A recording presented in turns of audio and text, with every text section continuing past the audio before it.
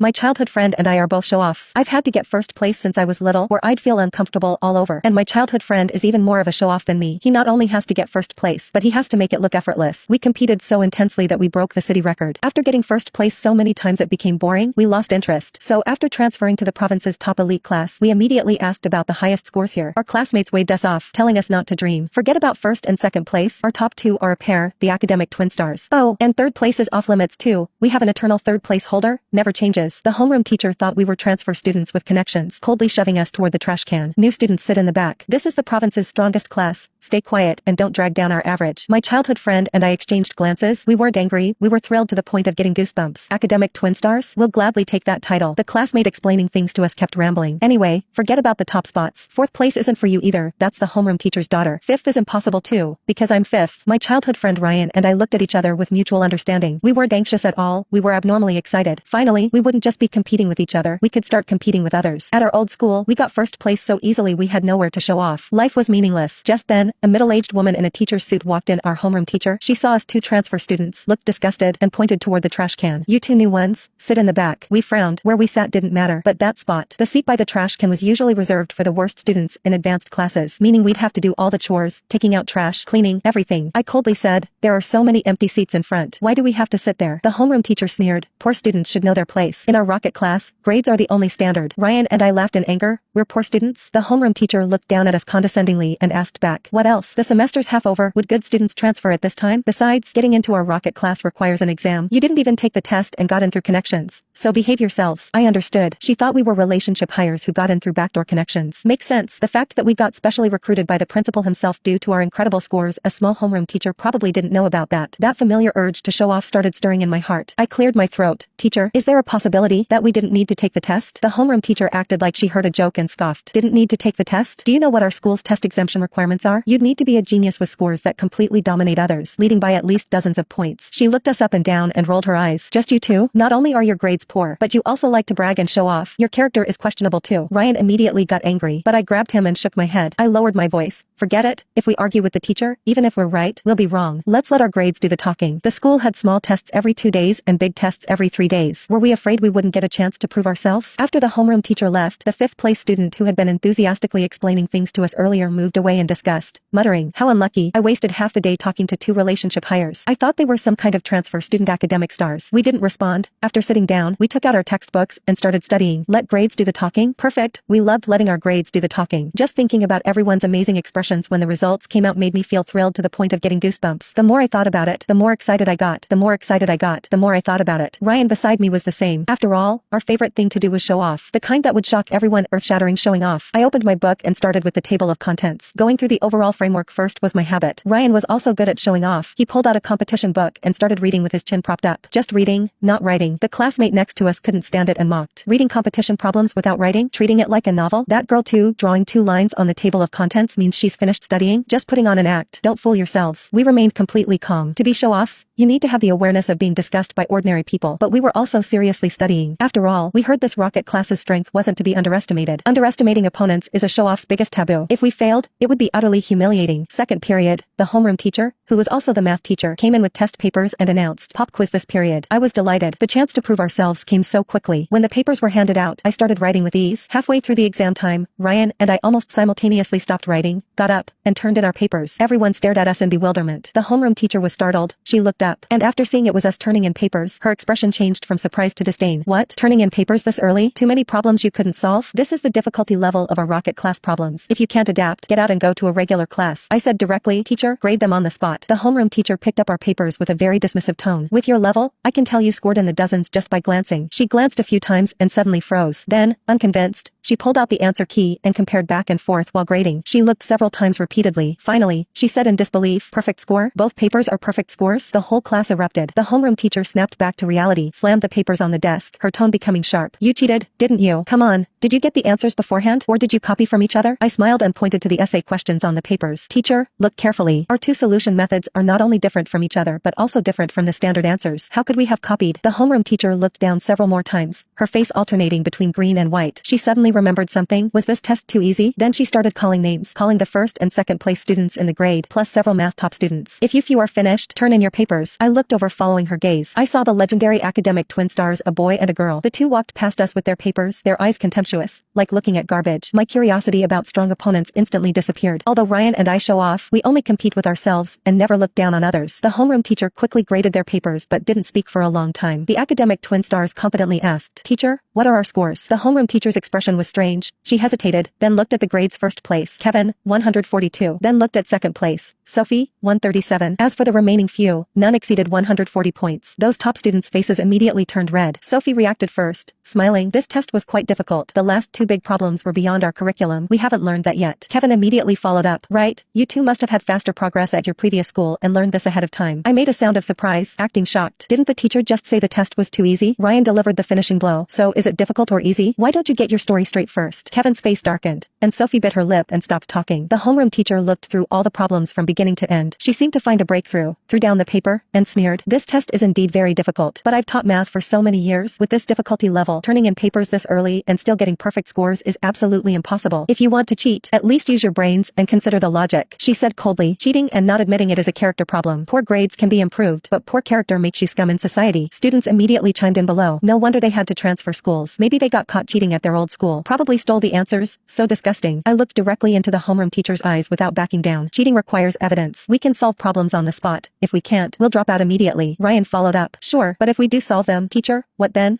The classroom went silent. Every eye turned toward the homeroom teacher.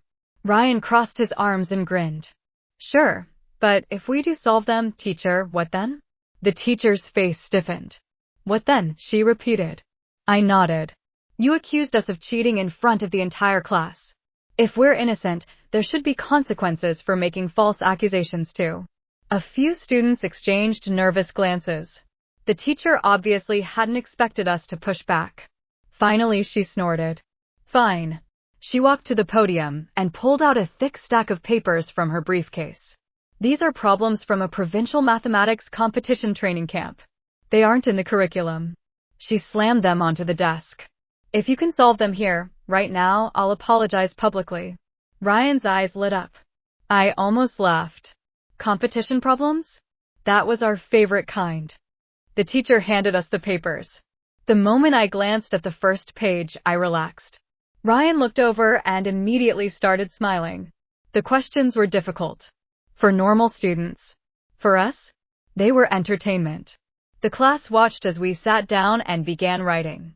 At first, everyone looked confident. 5 minutes later, that confidence started disappearing. 10 minutes later, whispers broke out. Wait, he's already on question 4?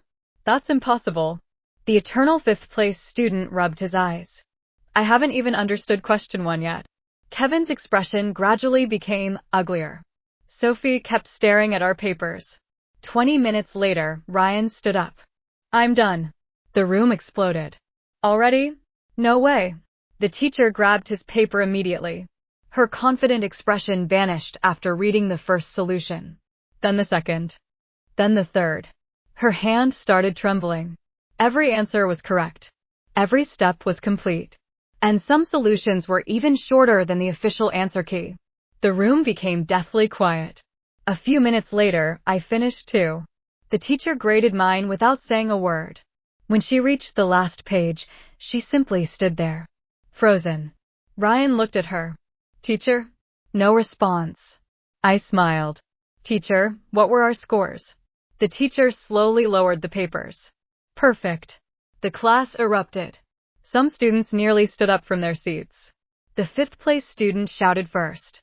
That's impossible. The teacher immediately replied. No. Her voice sounded exhausted. It's completely possible. She looked around the classroom. Because these two solved problems that even our provincial training camp students struggle with. The room fell silent again. Then someone asked the question everyone was thinking. If they're that strong, then why did they transfer here? Ryan and I looked at each other, then burst out laughing. The answer was embarrassingly simple. I shrugged. We were bored. The entire class stared at us. Ryan nodded seriously. Very bored. The teacher's eye twitched. The students looked like they wanted to strangle us. For the first time all day, nobody thought we were bragging.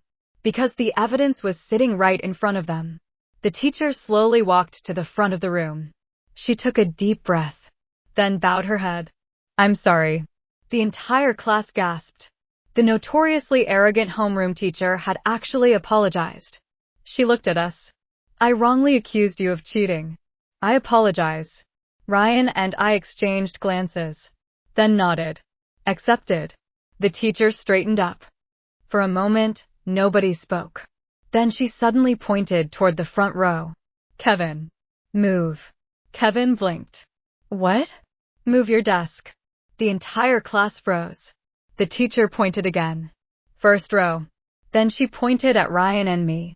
You two sit there. A wave of shock swept through the classroom. The academic twin stars had occupied those seats since the first day of school. Nobody had ever challenged them. Kevin's face turned red. Sophie clenched her fists. But neither could say a word. Because grades were the only thing respected in rocket class. And for the first time since entering the province's top class, the throne had changed owners. Ryan dragged his desk forward. I carried mine beside his. As we sat down, we looked at the blackboard. Then at the entire class. Then at each other. A familiar excitement returned. Back at our old school, there had only been 2 show-offs. Now there were dozens of opponents. For the first time in years, school was interesting again. And judging by Kevin's murderous expression, this competition was only getting started. The next morning, Ryan arrived at school carrying 3 thick competition textbooks under one arm. Not because he needed them. Because he wanted everyone to see them. I arrived carrying 4. Ryan looked at me. I looked at him. Neither of us spoke. A silent battle had already begun. The students around us watched in disbelief. Are they competing already? They literally sit next to each other. That's exactly why they're competing. When class started, the atmosphere was tense. The academic twin stars sat directly behind us now. Kevin looked like he hadn't slept. Sophie kept reviewing notes between classes. The news of yesterday's challenge had spread through the grade. By lunch, students from other classes were peeking through the windows to see us. Ryan looked delighted. I was delighted too. Being watched was one of the perks of being a show-off. During morning self-study, the vice principal suddenly entered. The room instantly quieted. The vice principal smiled. Good morning, everyone. Then his gaze landed on Ryan and me. His smile became even wider. Looks like you've settled in. The class immediately sensed something was wrong. The vice principal continued. I heard there was some misunderstanding yesterday. The homeroom teacher's face stiffened. The vice principal casually added, I should probably clarify that these 2 weren't admitted through connections. The room became silent. Very silent. The vice principal looked confused. Didn't anyone tell you? These 2 received direct admission offers from 6 provincial key schools. A collective gasp filled the classroom. The vice principal continued as if discussing the weather. They also broke the provincial mock exam record. Silence. Then another silence. Then an even bigger silence. The 5th place student slowly raised his hand. Vice principal. How many points did they score? The vice principal thought for a moment. Oh, I believe they finished more than 60 points ahead of 2nd place. Several students nearly fell out of their chairs. 60 points. That wasn't a lead. That was a massacre. Even Kevin's face lost color. The vice principal left shortly afterward. The classroom remained silent for nearly a minute. Finally, Ryan leaned toward me. Only 60? I immediately understood. You're right. We were off that day. The students nearby almost choked. Kevin slammed his pen onto his desk. Enough. The room turned toward him. Kevin stood up. For the first time, he wasn't pretending to be calm. If you're really that good, let's compete properly. Ryan sat up instantly. My eyes lit up. Finally. A challenge. Kevin continued. The midterm rankings will be released in 2 weeks. Whoever gets first place wins. Ryan asked. And if we lose? Kevin replied immediately. If you lose, admit in front of the entire grade that you're all talk. Fair enough. I nodded. And if we win? Kevin hesitated. Ryan grinned. You have to admit we're better. The classroom became quiet again. For top students, pride was everything. Especially for someone like Kevin. After several seconds, he nodded. Fine. The deal was made. Word spread through the entire school before the lunch break ended. The battle for first place in rocket class. The undefeated academic twin stars. Against the two transfer students who shattered competition problems for fun. By afternoon, students from other grades were talking about nothing else. Even teachers were discussing it in the office. The atmosphere became increasingly intense. Only Ryan and I seemed relaxed. After school, everyone stayed behind studying. Kevin studied. Sophie studied. The fifth-place student studied. Even the eternal third-place student was studying harder than usual. Ryan and I packed our bags. The class stared. Kevin frowned. You're leaving. Ryan nodded. Of course. The exam is in 2 weeks. Kevin looked confused. Shouldn't you be studying? Ryan pointed at me. I pointed at him. Then we both answered at the same time. We already did. The class was speechless. Outside the classroom, Ryan suddenly stopped walking. I stopped too. He looked at me seriously. Want to make this interesting? That sentence was dangerous. Whenever Ryan said that, trouble followed. I grinned. What are you thinking? Ryan's eyes sparkled. The school competition team selection exam is next week. I immediately understood. A huge smile spread across my face. The midterms weren't enough anymore. Now we had a new target. Not just first place in the class. Not just first place in the grade. We wanted first place in the entire province. Ryan laughed. I laughed too. Back in the classroom, Kevin watched us through the window as we walked away smiling. For some reason, he suddenly felt uneasy. Very uneasy. Because after 2 days of knowing us, he had finally realized something. Ryan and I didn't smile when things were difficult. We smiled when we found something difficult enough to be fun. The next week, the school competition team selection exam arrived. The moment the announcement was posted, the entire grade crowded around the bulletin board. Only 10 students would be selected. Kevin was there. Sophie was there. Every top student in rocket class was there. Ryan and I showed up last. Not because we were late. Because we had stopped to argue on the way. The argument was important. You're definitely losing this one, Ryan said. I laughed. You said that last time. Last time doesn't count. Why? You got lucky. The students nearby looked at us like we were insane. Most people got nervous before major exams. We got excited. The selection test lasted 4 hours. The difficulty was so high that many students looked defeated after reading the first page. Even Kevin's confident expression disappeared. Sophie frowned for nearly 10 minutes before writing her first line. Ryan and I exchanged a glance. Interesting. These were actually difficult. Finally, for the next 4 hours, the room was completely silent except for the sound of pens scratching paper. When the exam ended, exhausted students stumbled out of the room. Some were discussing answers. Some were lamenting mistakes. Ryan and I walked out smiling. That alone was enough to make everyone nervous. 3 days later, the results were posted. The entire school gathered around the bulletin board. Someone shouted, "They're up." Students surged forward. The crowd became louder and louder. Then suddenly, silent. A strange silence spread outward from the bulletin board. Students further back became confused. What happened? Who got first? Move aside. Eventually the rankings became visible. First place, Ryan Carter. Second place, Ethan Brooks. Third place, Kevin Wu. Fourth place, Sophie Lin. The crowd exploded. Kevin stared at the list. Again. And again. Then again. Third place. He had never been third before. Not once. Sophie looked equally stunned. Meanwhile, Ryan was staring at the rankings with narrowed eyes. I smirked. Lost by 2 points.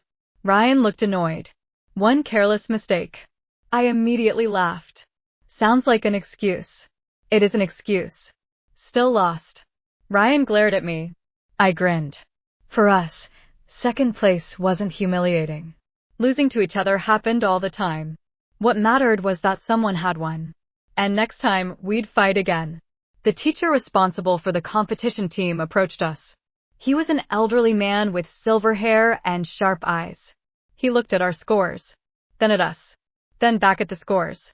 Finally, he asked, "Which middle school did you two come from?" We told him. His expression became strange. "I've heard of that school." Ryan looked interested. "Good things, I hope." The old teacher laughed. "Every year, provincial schools send representatives to competitions. You two are the reason your old district stopped sending teams." The students nearby froze. "What?" The old teacher nodded. "They kept losing to the same two students every year." He pointed at us. The organizers eventually started calling them the twin disasters. The crowd burst into laughter. Ryan looked offended. "That's not a very impressive nickname." I nodded. I expected something cooler. The old teacher laughed even harder. Then his expression became serious. "Jokes aside, the Provincial Mathematics Championship is in 1 month." Everyone immediately became quiet. The Provincial Championship, the highest level competition for students in the province. The old teacher looked directly at Ryan and me. "This year, our school wants first place." Ryan raised an eyebrow. "Just first?" The teacher blinked. I nodded. "Seems a little unambitious." The old teacher stared at us. The surrounding students stared at us. Even Kevin and Sophie stared at us. Then Ryan pointed at the championship poster. "We'll take first and second." I immediately corrected him. "I'll take first." Ryan laughed. "We'll see."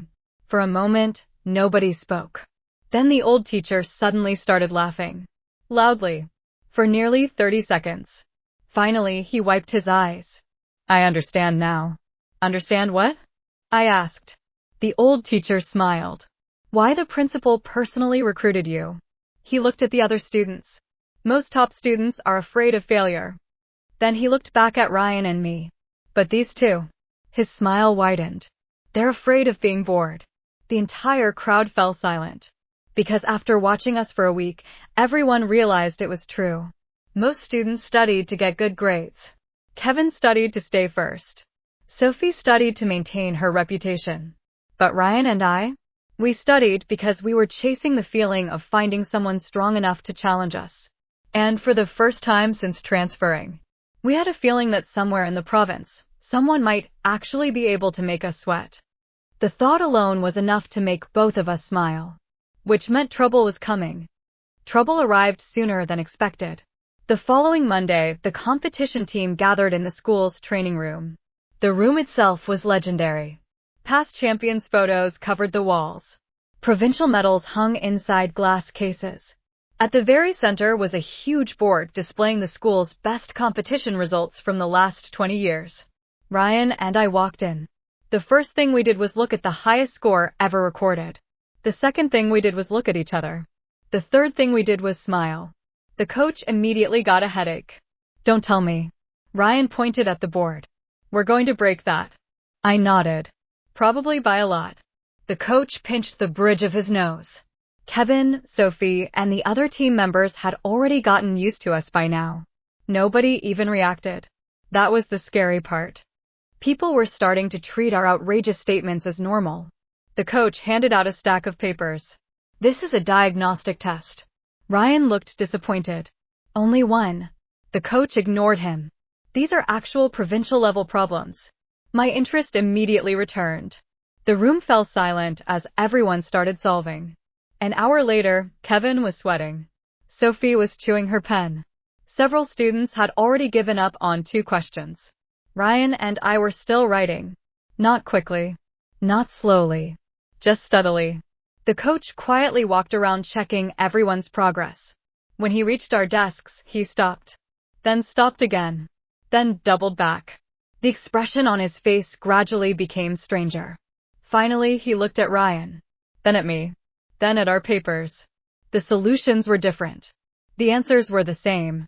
Every single answer. The coach suddenly felt a familiar sense of dread. The kind teachers experienced whenever they realized they had underestimated a student. 2 hours later, the test ended. The results were graded immediately. Everyone gathered around. The coach cleared his throat. Third place, Kevin. Kevin nodded. Not surprised.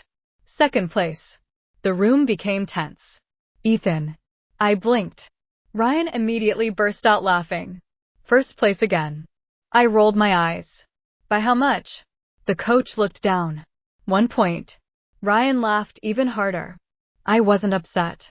Not really. But I was annoyed. Being 1 point behind Ryan was somehow worse than being 20 points behind. Because it meant I could have won. Ryan leaned over. You know what this means. I sighed. You're going to be insufferable for a week. Correct. The next 7 days were unbearable. Ryan found ways to mention his score every hour. At lunch. During class. While walking. While breathing. By Thursday, I was considering murder.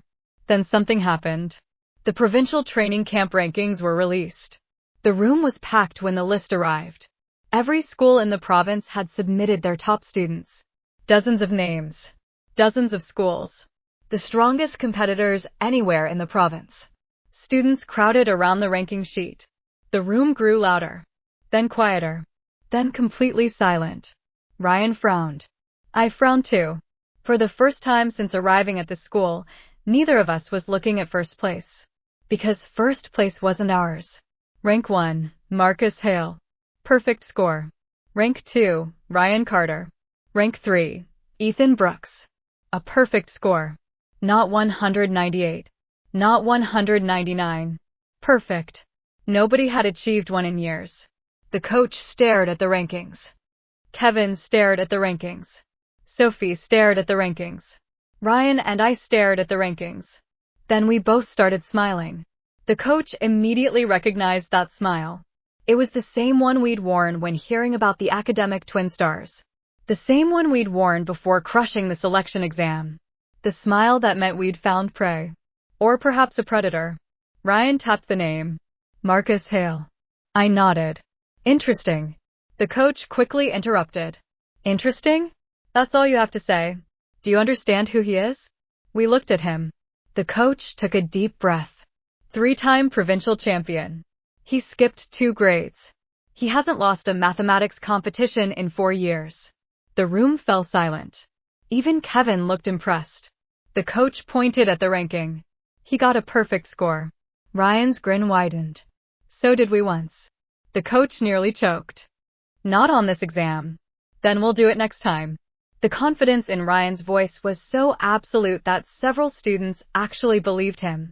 Then the coach revealed the final piece of news. The provincial championship is being held 3 weeks from now. He paused. And Marcus Hale will be there. For the first time in a long time, my heartbeat sped up. Not because I was nervous. Because I was excited. Ryan looked exactly the same. The coach stared at us in disbelief. Most students would hear about an undefeated genius and feel pressure. Fear. Anxiety. Ryan and I felt something else. Entirely. Relief. Finally. After years of crushing everyone around us. After years of competing mostly against each other. We had found someone sitting above us. Someone occupying the number 1 spot. Someone we could chase. Ryan suddenly laughed. I laughed too. The coach groaned. Why are you too happy? Ryan answered first. Because first place exists. I finished the sentence. And now we know where to find him.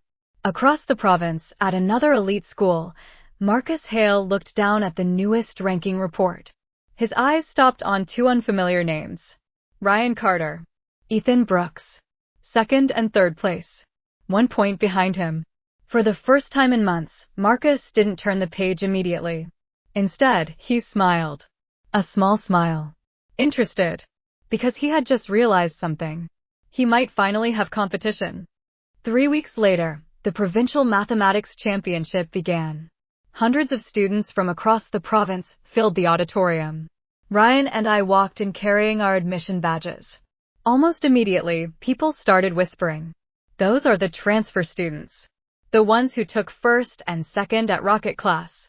I heard they're crazy. Ryan nodded proudly. Finally, our reputation is spreading. I ignored him.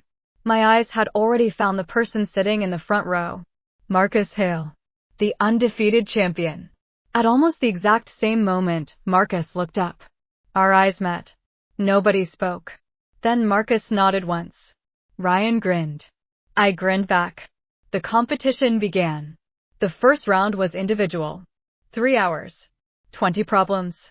The difficulty was far beyond anything we'd seen in school.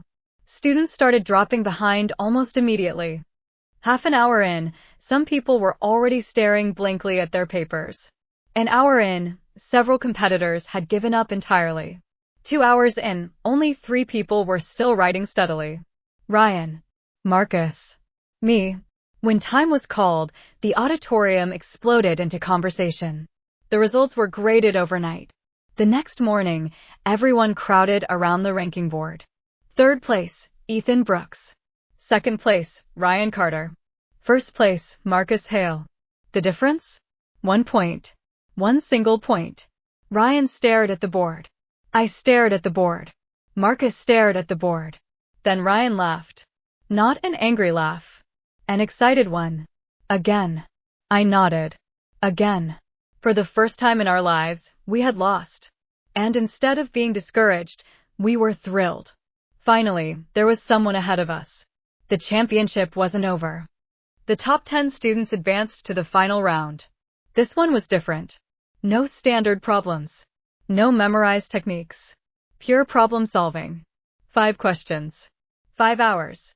When the papers were handed out, the entire room froze. Even Marcus raised an eyebrow. Question 5 alone was harder than some entire exams. Ryan smiled. I smiled.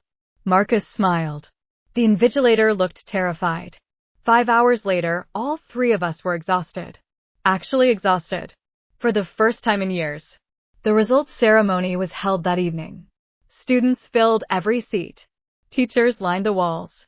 The host stepped onto the stage. 10th place. Names were announced. The rankings climbed. 9th, 8th, 7th, 6th, 5th, 4th. Then, 3rd place.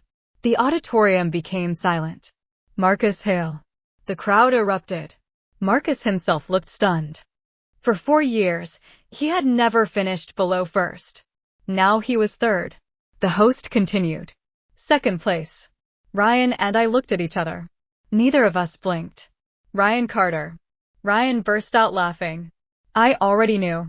The host smiled. And Provincial champion. The entire auditorium held its breath. Ethan Brooks. The crowd exploded. Teachers stood.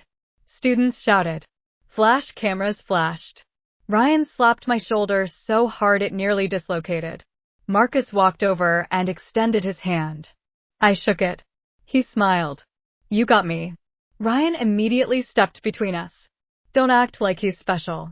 Marcus looked amused. You lost too. Ryan pointed at the scoreboard. By 1 point. Marcus pointed at the scoreboard. You lost. I nearly started laughing. For the next 5 minutes, the 2 of them argued over who had lost less. The championship organizers watched in confusion. Most students treated rankings like life and death. The 3 best students in the province were arguing like children. Finally, the coach grabbed all 3 of us. Enough. He pointed at the national competition qualification list. The top 3 advanced. Ryan stopped talking. Marcus stopped talking. I stopped talking. National competition. A bigger stage. Stronger opponents. A longer ranking list. Ryan slowly smiled. Marcus smiled too. I could feel the familiar excitement returning. We hadn't reached the end. We had only cleared the provincial tutorial level. The real game was just beginning.